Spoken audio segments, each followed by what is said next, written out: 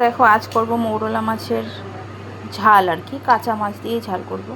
তো এখানে মৌরলা মাছটা রেডি করে নিয়েছি পরিষ্কার করে, তারপরে পেঁয়াজ কুচি আছে, আর আছে আদা আর রসুন বাটা, আর আছে লঙ্কা জিরা বাটা, আর ধনিয়া বাটা আছে। তো দেখো কীভাবে করছি। কড়াইতে তেল গরম করতে দিয়েছি।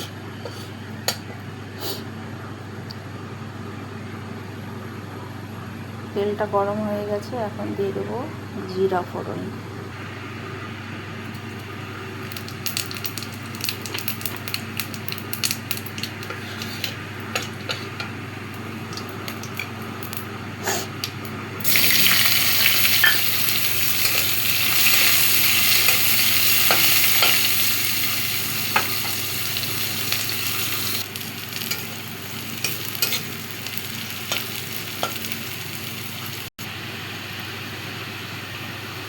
আদা বাটা দিয়ে দিলাম,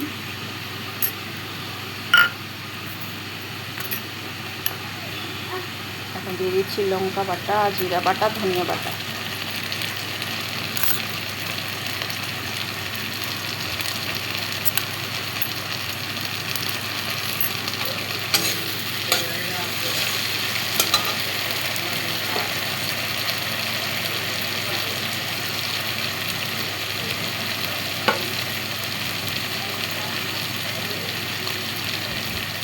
হলুদ লবণ দিয়ে, টমেটো দিলে ভালো হতো, টমেটো নেই, এবারে মশলাটাকে কষিয়ে নেব। দেখো বন্ধুরা, মশলাটা কিছুটা কষে গেছে, এখন দিয়ে দেবো জল।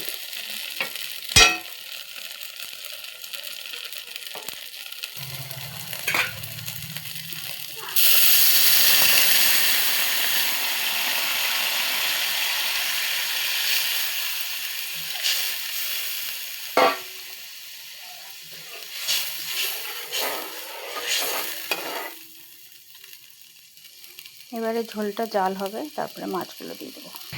এবারে ঝোলটা যা ফুটে গেছে, এবার দেখো আমি মাছগুলো দিয়ে দেবো।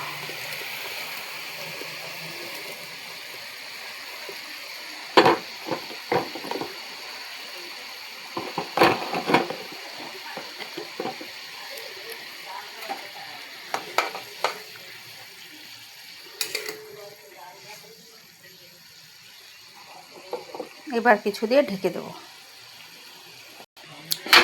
এবারে দেখো ঢাকনাটা দিয়ে ঢেকে দিলাম।